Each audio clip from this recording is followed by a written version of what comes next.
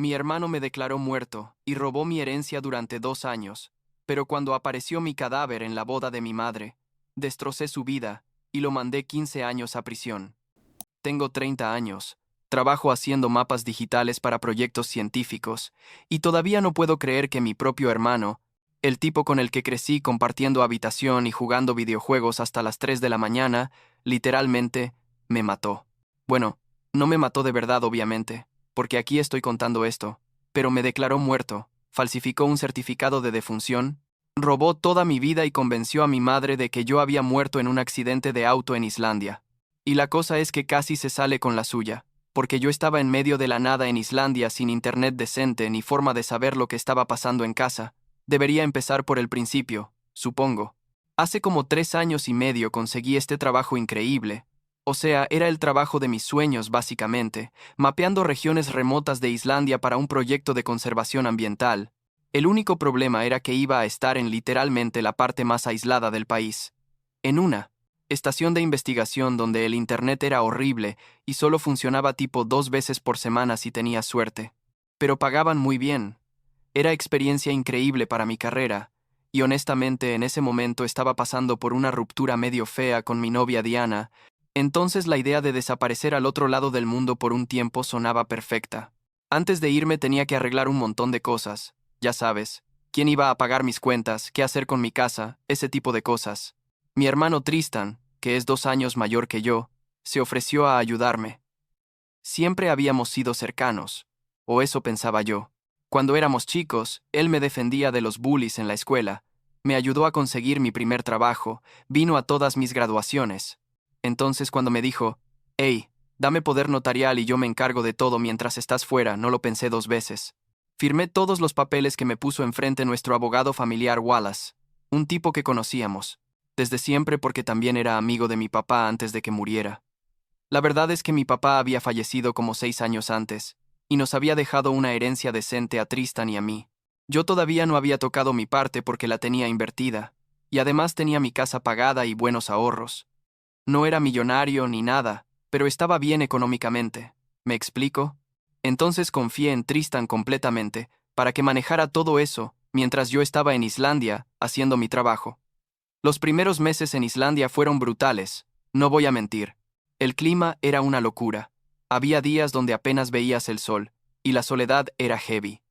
Pero el trabajo era fascinante, y mis compañeros en la estación eran buena onda. Mandaba emails cuando podía, tal vez 1 o 2 veces al mes, y hablaba por teléfono con mi mamá cada tanto, aunque las llamadas costaban una fortuna, y la conexión era terrible. Tristan me mandaba updates ocasionales, tipo todo está bien, pagué. Tus cuentas, tu casa está perfecta, no te preocupes por nada. Mi mamá también me escribía a veces contándome cosas de la familia.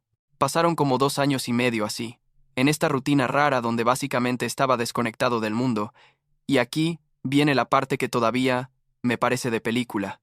Mi cámara se rompió, una cámara profesional carísima que necesitaba para el trabajo, y tuve que ir a Reykjavik, que era la ciudad más cercana, como a 8 horas de distancia, para comprar una nueva.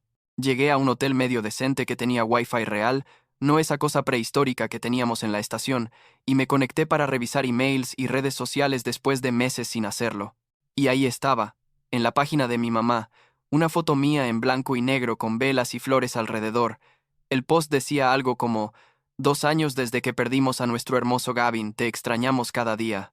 Había como 200 comentarios de gente dándole el pésame, diciendo cosas como, ¿qué? Tragedia tan terrible y tan joven. Me quedé mirando la pantalla sin poder procesar lo que estaba viendo. Pensé que era un error, que tal vez había otra persona con mi nombre. Pero no, era mi foto, de mi graduación universitaria. Empecé a buscar como loco en Facebook, Instagram, en todos lados, y encontré más cosas. Mi hermano había posteado hace como 2 años una foto mía con un texto largo sobre cómo había muerto en un accidente automovilístico en Islandia, cómo estaban devastados, cómo iban a hacer un funeral. Había fotos de un funeral real, con un ataúd cerrado y todo, con mi mamá llorando y un montón de gente que yo conocía. Literalmente sentí que me iba a desmayar ahí mismo, en el lobby del hotel. El corazón me latía tan rápido que pensé que me iba a dar un infarto. Traté de llamar a mi mamá de inmediato, pero no contestaba. Llamé a Tristan, y su número estaba desconectado.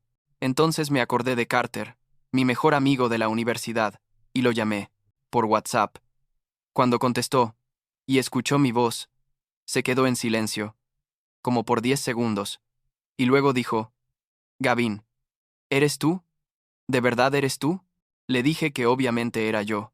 ¿Qué carajos estaba pasando? Y él me contó todo. Tristan le había dicho a todo el mundo que yo había tenido un accidente fatal en una carretera de Islandia, que mi cuerpo había sido cremado allá porque trasladarlo era muy caro y complicado, y que habían hecho un servicio memorial con mis cenizas. Carter me dijo que todo el mundo había ido al funeral, que había sido súper emotivo, que mi mamá estaba destrozada. Me dijo que Tristan había manejado todo porque mi mamá estaba demasiado destruida para hacerlo. Y entonces Carter me preguntó, ¿dónde carajos has estado estos 2 años? Intenté contactarte 1 millón de veces después de que supuestamente moriste porque algo no me cuadraba, pero nunca respondiste. Le expliqué lo del internet horrible y lo aislado que estaba, y él me dijo, hermano, necesitas volver a casa ya, porque algo muy turbio está pasando. Empecé a investigar más y descubrí que mi casa que yo había comprado y pagado completamente, había sido vendida hace como año y medio. Las cuentas bancarias a las que podía acceder desde Islandia estaban vacías. Intenté llamar a mi banco y me dijeron que esas cuentas habían sido cerradas por el titular del poder notarial después de mi muerte. Sentí como si el piso se estuviera abriendo debajo de mí. Cada cosa que descubría era peor que la anterior. Y entonces, encontré algo que me hizo estallar completamente. Mi mamá iba a casarse en 2 semanas. Había posts sobre su compromiso con un tipo llamado Philip, fotos de la despedida de soltera, todo. Se iba a casar literalmente en 15 días, y yo estaba supuestamente muerto. No podía procesar la idea de que mi mamá siguiera con su vida pensando que yo estaba muerto, que iba a caminar hacia el altar sin saber que su hijo estaba vivo.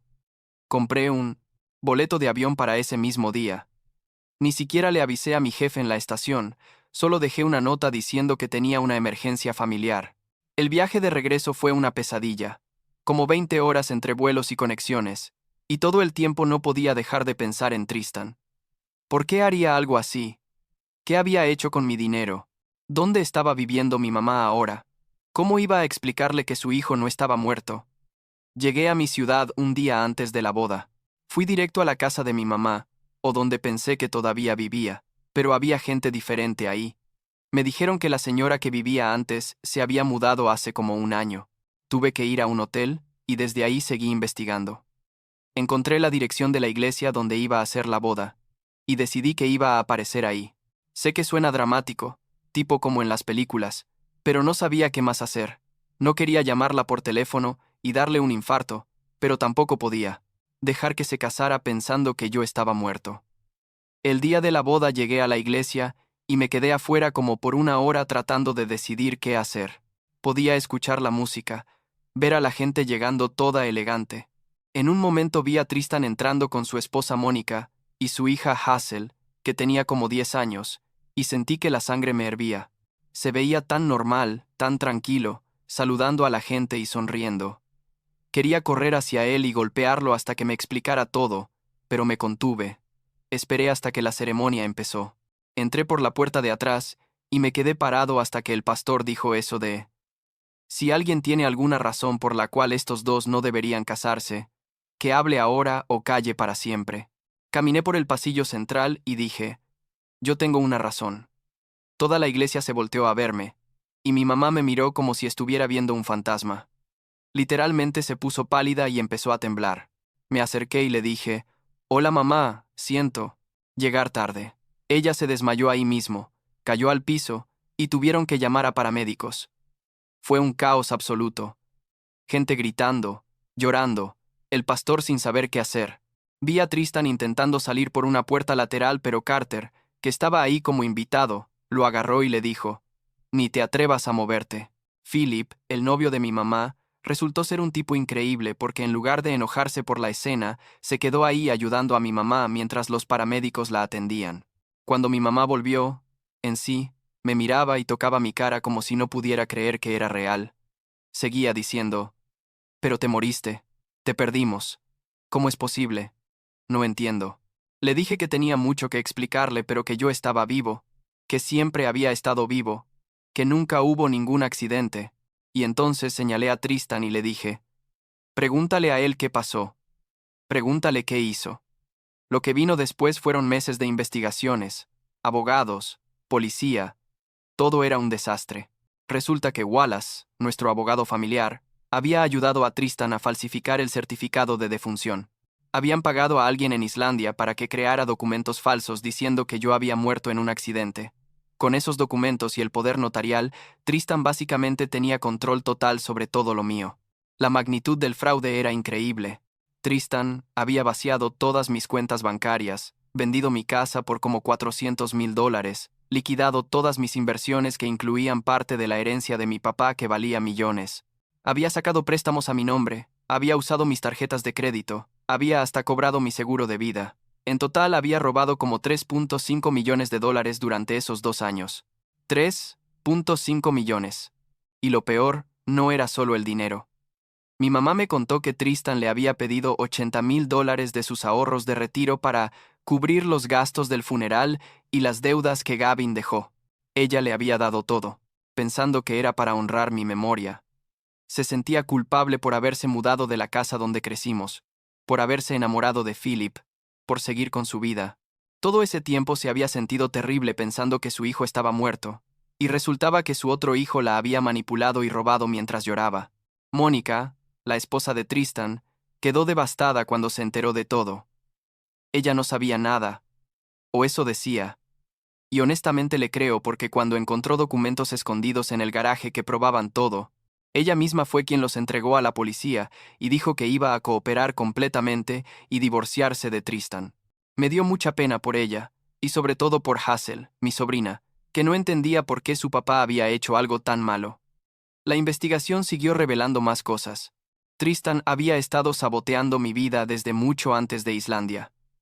Encontraron emails donde le había dicho cosas horribles sobre mí a Diana, mi exnovia, haciéndose pasar por un amigo preocupado, diciéndole que yo la engañaba, que hablaba mal de ella. Diana eventualmente me contactó, después de enterarse de todo esto y me mostró los mensajes. Me sentí enfermo. Tristan había destruido mi relación, porque según confesó después, estaba celoso de que yo tuviera una novia linda y una buena carrera, cuando él estaba teniendo problemas en su matrimonio y había perdido su trabajo. También habían arruinado oportunidades de trabajo para mí antes. Recordé que hace como 5 años había aplicado a unos trabajos increíbles y nunca me llamaron. Y ahora tenía sentido. Tristan había interceptado llamadas y emails, haciéndose pasar por mí, rechazando ofertas o diciendo cosas inapropiadas para que no me contrataran. Todo porque él estaba luchando con su propia carrera y no soportaba verme exitoso. El juicio fue largo y horrible. Tristan fue arrestado y puesto bajo arresto domiciliario mientras esperaba el juicio. Pero entonces el idiota se cortó el monitor de tobillo y trató de escapar. Mónica llamó a la policía porque encontró que había vaciado su cuenta conjunta y tenía planes de huir del país. Y peor aún, iba a tratar de llevarse a Hazel sin decirle nada a Mónica. Eso añadió intento de secuestro a sus cargos. Lo atraparon tratando de cruzar la frontera con Canadá. Tenía documentos falsos, como $200,000 en efectivo, y estaba tratando de acceder a cuentas offshore donde había escondido más dinero que robó. Philip, el ahora esposo de mi mamá, resultó tener conexiones de cuando trabajó con la policía, y eso ayudó mucho a rastrear todo.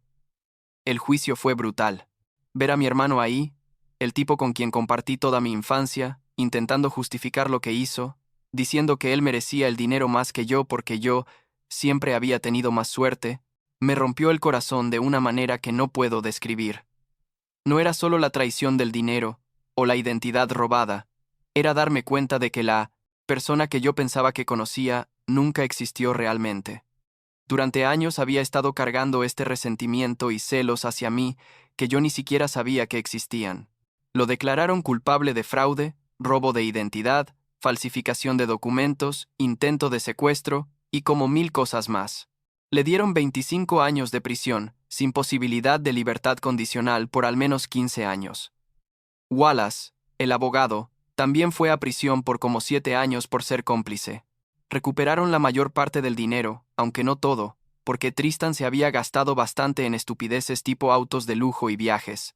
El dinero recuperado se puso en un fideicomiso, parte para mí y parte para Acel, porque al final ella es inocente en todo esto, y no debería sufrir más de lo que ya sufrió viendo a su papá ir a prisión. Mónica se divorció de Tristan y se mudó con Acel a otro estado para empezar de nuevo.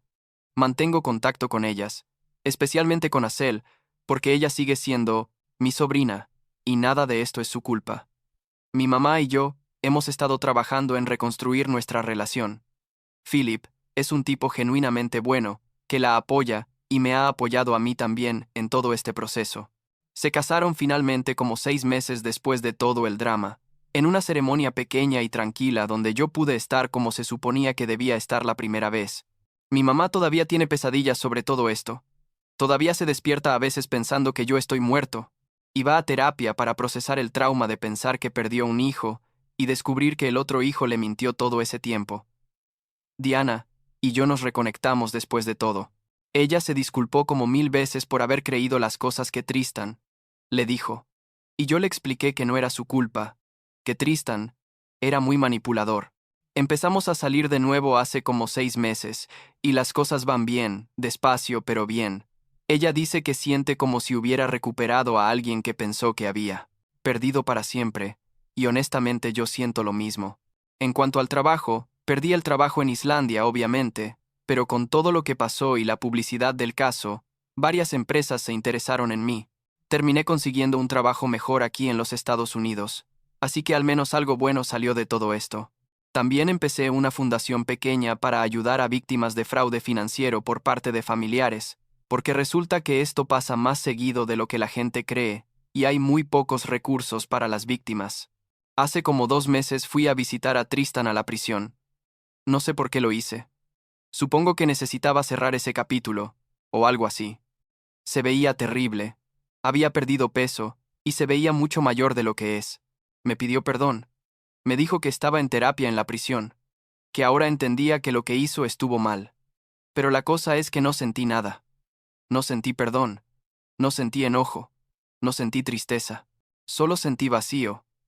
Le dije que esperaba que usara esos 15 años para realmente pensar en lo que hizo, y me fui.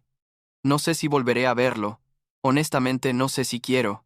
La semana pasada, mi mamá me llamó llorando porque había encontrado fotos viejas de Tristan y yo cuando éramos niños, y me preguntó dónde había salido todo mal, en qué momento su hijo se convirtió en alguien capaz de hacer algo tan horrible. Le dije que no lo sabía, que tal vez nunca lo sabríamos, pero que lo importante era que ahora estábamos aquí, vivos, juntos, tratando de sanar. Ella me dijo que cada día agradece que yo esté vivo, que todavía a veces no puede creer que volviste de entre los muertos, literalmente. Supongo que al final la pregunta que me hago es si alguna vez podré confiar en alguien completamente de nuevo. Tristan era mi hermano. Era la persona en quien más confiaba en el mundo después de mi mamá, y me traicionó de la peor manera posible. Robó mi identidad, robó mi dinero, robó 2 años de mi vida, y básicamente mató a mi mamá emocionalmente haciéndole creer que yo estaba muerto. ¿Cómo superas algo así? ¿Cómo vuelves a confiar? La terapia ayuda, supongo. Voy 2 veces por semana y estoy trabajando en procesar todo. Mi terapeuta dice que es normal sentir esta mezcla rara de alivio por estar vivo y furia por lo que pasó.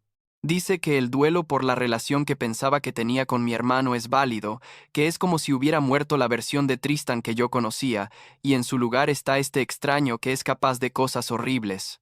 Diana me preguntó el otro día si alguna vez podría perdonar a Tristan, y honestamente no sé la respuesta. Parte de mí quiere decir que sí, que el perdón es importante para mi propia sanidad mental, pero otra parte de mí siente que perdonarlo sería como decir que lo que hizo está bien, y definitivamente no está bien. Tal vez algún día, no sé. Por ahora solo intento vivir mi vida, reconstruir lo que perdí, y agradecer que tuve la suerte de que mi cámara se rompiera ese día en Islandia, porque si no habría seguido ahí sin saber que estaba oficialmente muerto. A veces me pregunto, ¿qué hubiera pasado si me hubiera quedado en Islandia más tiempo? Si Tristan habría seguido robando más, si mi mamá se habría casado sin que yo nunca apareciera, si eventualmente habría tratado de hacerse pasar por mí completamente. Es escalofriante pensar en las posibilidades. Carter me dice que deje de torturarme con los ¿qué hubiera pasado si? Que lo importante es que estoy aquí ahora, que la verdad salió a la luz y que Tristan está pagando por lo que hizo. Hazel me mandó un dibujo la semana pasada, de los dos juntos sonriendo con un sol enorme arriba. En la parte de abajo escribió: Tío Gavin, me alegra que no estés muerto. Me hizo llorar, no voy a mentir. Esa niña no merecía nada de esto, ninguno de nosotros lo merecimos, pero especialmente ella. Su papá va a estar en prisión, probablemente hasta que ella tenga como 25 años.